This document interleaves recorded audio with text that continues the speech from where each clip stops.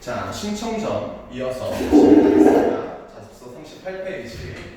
자, 신소저가 그 글을 품고 눈물로 이별하니 차마 보지 못할 지경이었다라고 표현하고 있는데, 차마 보지 못할 지경이었다라는 이 참담한 심정은 누구의 감정이 표현된 걸까요? 자, 대부분의 고전 소설은 무슨 시점이죠?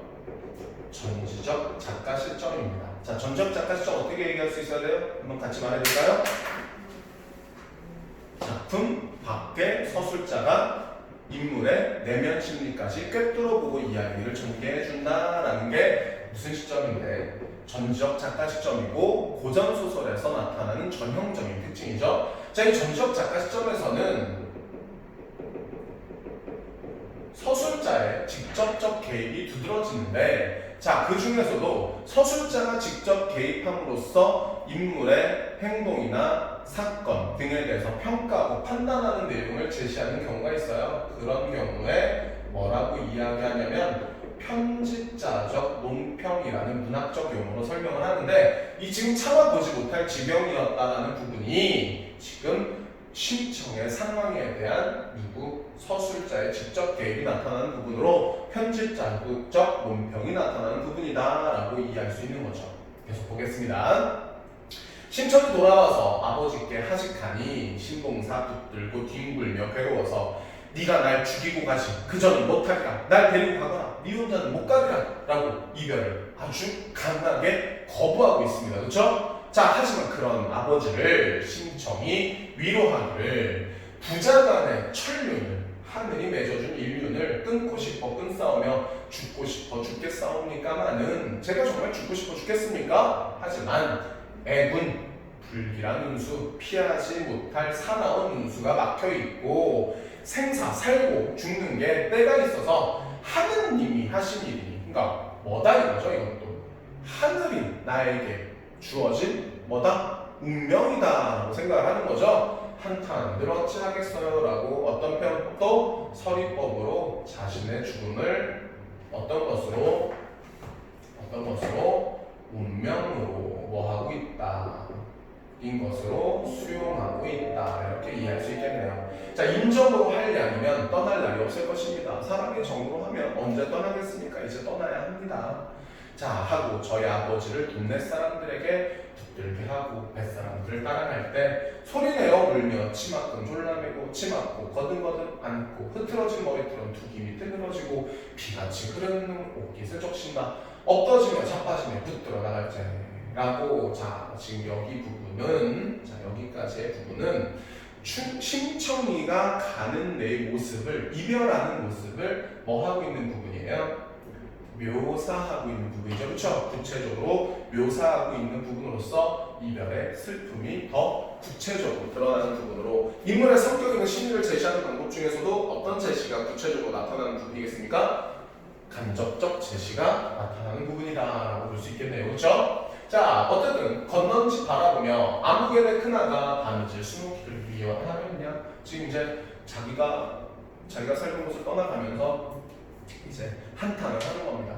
자, 작년 5월 단오날에 그네 뛰고 놀던 일을 네가 행여 생각하느냐? 나랑 그네 타고 놀았던 거 기억나니?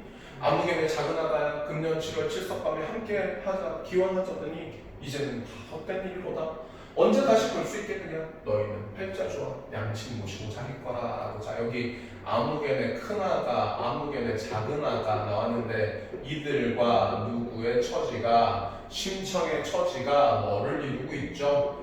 대비를 이루고 있죠. 그렇죠? 그래서 누구의 슬픔을, 심청의 슬픔을 덜어주고 있는 부분이다, 부각시켜주고 있는 부분이다 라고 보시면 되겠습니다. 자, 어쨌든 동네 남녀노소 없이 눈이 붙도록 서로 붙들며 울다. 마을 사람들도 다 같이 슬퍼해주네요. 마을 어귀에서 서로 손을 놓고 헤어졌다.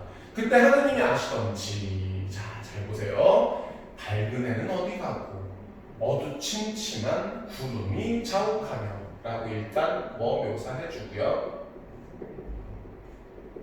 배경 묘사해주고요. 그렇죠? 그 다음 잘 봅니다.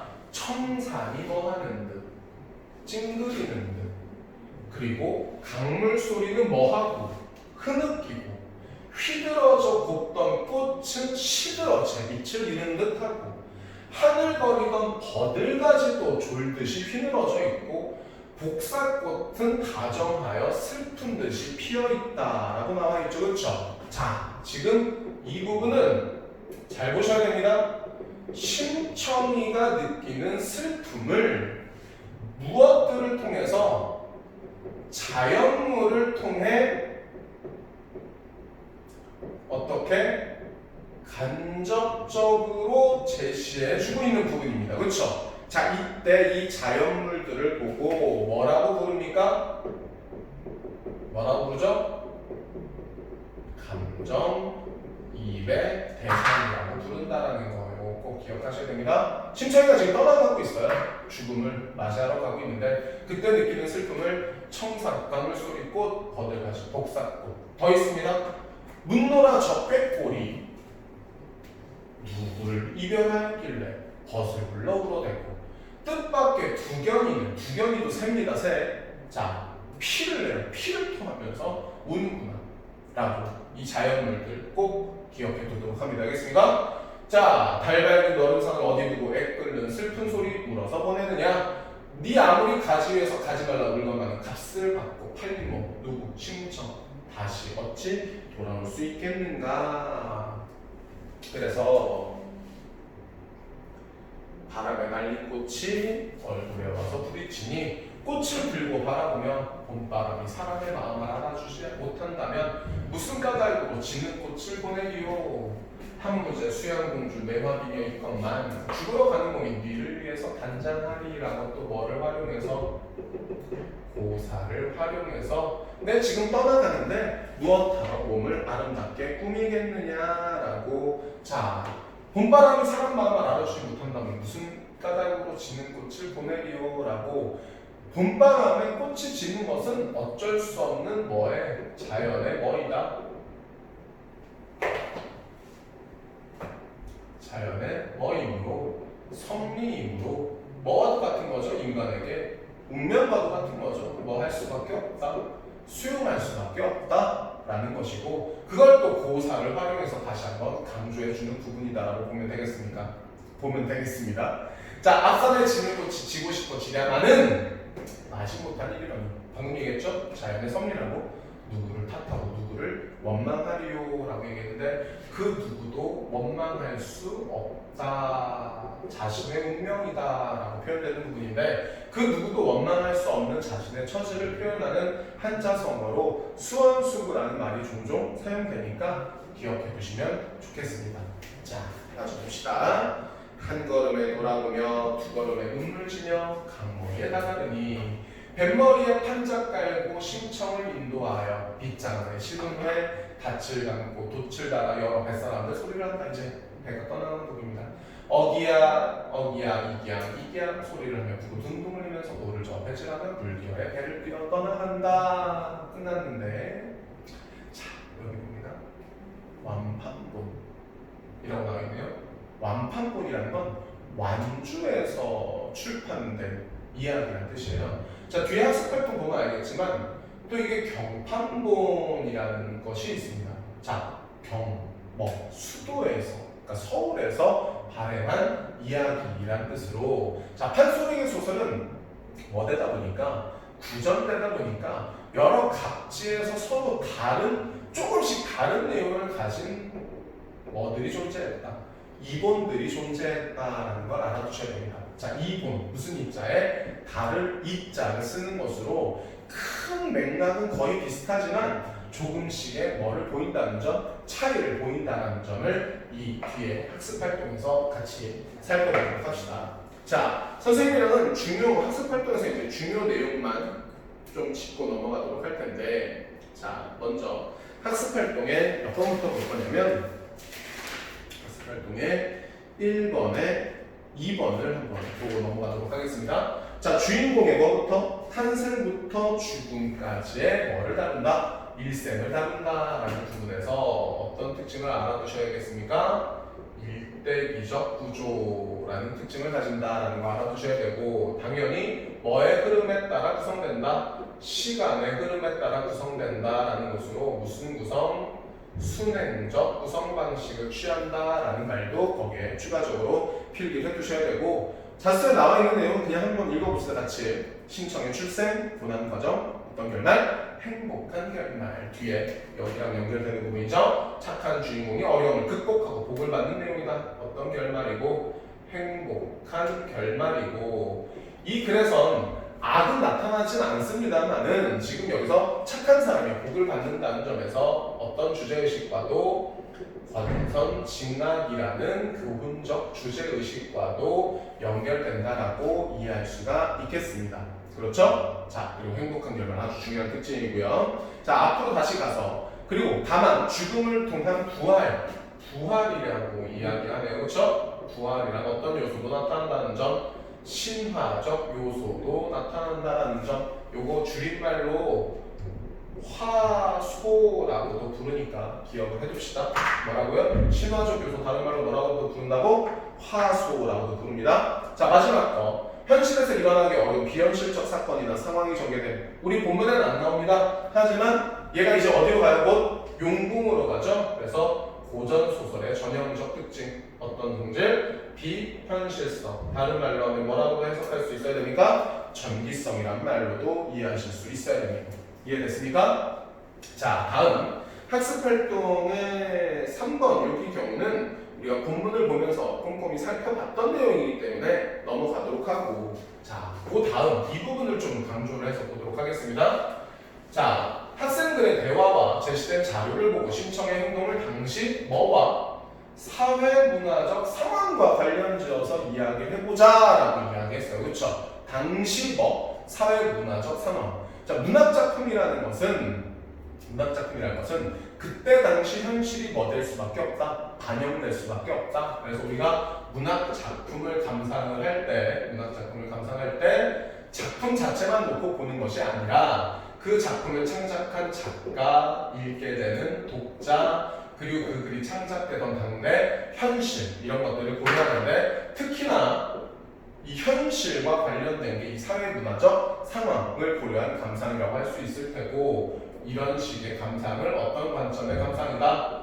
반영론적 관점의 감상이라고 한다라는 것도 우리가 알고 있으면 좋겠습니다. 자, 우리가 보기에 이 신청이 자신이 죽어서까지 친봉사에게 효를 다한다는 것은 좀 어색합니다. 그렇죠? 좀 이해가 안 가는 면이 있어요. 그래서 이렇게 얘기하죠. 남학생이 내가 신봉사라면 눈을 뜨지 못해도 딸과 함께 사는 것이 더 행복할 것 같다. 눈을 뜬다 하더라도 평생 죽은 딸을 생각하면 자책하게 될지도 몰라. 여학생도 이렇게 얘기하죠. 그러게 말이야. 신청의 행복이 진정한 효도일까? 당시 사람들은 왜 이런 이야기를 지었을까? 라고 오늘날의 가치관 또는 사회문화적 상황에서는 신청의 행동 그리고 이 글의 내용이 확실하게 이해가 되지 않을 수도 있습니다. 하지만 밑에 오륜행실도라는 이 글을 통해서 당시 사회의 가치관, 사회문화적 상황을 한번 살펴보면 이렇게 이야기합니다. 오륜행실도라는 것은 유교적 가치에 대해서 사람들에게 교훈을 주고자 그리고 그렇게 행동을 하도록 촉구하고 교화시키고자 지어진 그림책인데요. 이렇게 나옵니다. 매니는 총나라 사람이다 라고 일화를 통해서 교훈을 주는데 집이 몹시 가난했으나 과일을 팔아 정성을 다해서 아버지 어머니를 섬겼다. 자신이 고생하는 것은 조금 더 꺼리지 않았다. 그 아버지도 아들의 효성을 알아 늘 말하길 나는 비록 가난하지만 효성 깊은 아들을 두었다고 자랑해서 하곤했다. 아버지가 죽으면 맹이가 고기, 밥 먹는 것도 뭐하고 다 끊고 슬피우니 판이란 물건이 거의 죽을 지경이었다. 땅에 거적 깔고 거처는 3년 동안 소금이나 마실 것을 입에 대지 않으니 사람들이 그 효성에 탐복했다. 이 정도 되면 죽지 않나요? 그죠? 자, 그러던 어느 날 쥐 한 마리가 땅을 파고 들어가는 거 봤는데 그 땅을 파고니 황금 수천 명이 나와 그는 큰 부자가 됐다. 말도 안 되는 소리 하고 있네요. 그죠? 자, 어쨌든 뭐를 다 했더니 효를 다 했더니 뭐를 받게 되었다는 뜻입니다. 복을 받게 되었다는 뜻입니다. 이런 이야기들이 예전부터 전해져 내려왔다는 건 그때 당시 사회에서 무엇을 효를 아주 중요한 가치로 여겼고 그래서 신청전과 같은 내용이 지어졌다라고까지 이해하시면 되는 거겠죠. 자, 그 다음에 아까 선생님이 얘기했던 이제 경판본과 완판본의 내용에 대한 설명인데, 자 여기는 이 보기의 내용을 선생님이랑 꼼꼼하게 한번 읽어보도록 하겠습니다. 자 경판본 뭐라고 나와있죠? 서울에서 판각한 책이라고 나와있고, 완판본은 전라북도 전주, 옛날 이름은 완주였어요. 그래서 완판본이라고 부릅니다. 자 좀 올려서 볼게요. 자 경판본에서는 신청과 그의 아버지 신봉사가 주요 인물로 등장한다라는 먼저 뭐의 특징? 경판본의 특징입니다. 신청과 신봉사가 주요 인물이에요.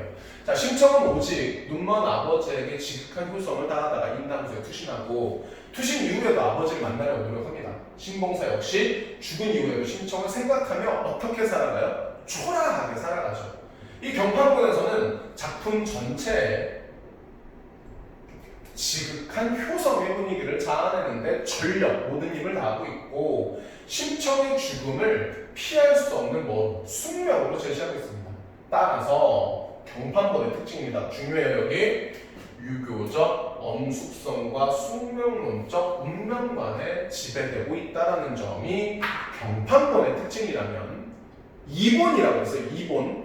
구전되는 과정에서, 그리고 되는 과정에서, 제작되는 과정에서 조금씩 큰 줄거리와는 상관없이 조금씩 차이를 보이게 된다고 했죠. 한편 완판본은 경판본보다 훨씬 더 많은 등장인물과 사건을 담고 있답니다. 이 가운데 장승상댁 부인은 신청에게 양녀가 될 걸 제안하고, 또 신청이 죽음으로 효를 실현하는 걸 한다? 반대한다는 게 중요한 거죠. 즉 장승상댁 부인은 신청이 추구하는 유교적 관념에 대해서 이의 있습니다. 다른 의견을 제시하고 반대하는 겁니다. 현실적 해결 방법을 내놓는 인물인 거고, 이 신봉사라는 인물에 대해 잘 보셔야 되는데, 두 판본에서 성격이 아주 다른 인물로 나타난다는 거. 경판본의 신봉사는 한결같이 유교적 이념에 충실한 인물이지만, 완판본의 신봉사는 훨씬 더 세속적이고 현실주의적인 인물로 나타난다는 점 이해하셔야 되고, 이런 점에서 완판본은 유교적 효를 지켜야 할 규범으로 받아들이고는 있지만 우리가 읽은 게 완판본이에요. 한편으로 당대 현실을 회의하고 비판적으로 바라본다고도 할 수 있다라는, 이게 아주 중요한 특징입니다. 그래서 우리 자습서의 43페이지에 1번 보시고 2번 보시면 2번에 답 읽어보겠습니다. 경판본에서 충실한 유교적 세계관을 시대의 가치관으로 본 반면에, 완판본에서는 신봉사를 유교적 현실에 대한 회의와 비판을 보여주고 있다. 이로 보아, 여기 주셔봅니다. 이 작품이 널리 읽히던 시대에는 유교적 가치관을 따르는 게 우세했으나, 그런 가치관에 대한 회의와 비판도 함께 뭐하고 있었다? 공존하고 있었다라는 것까지 알아두시면 되겠습니다. 이해하셨습니까? 자 여기까지 신청전 내용 마치고요. 뒤에 45페이지 핵심 정리 있으니까 그 부분도 꼼꼼하게 읽어보시기 바라고 이제 과제를 진행하도록 합시다. 끝내겠습니다.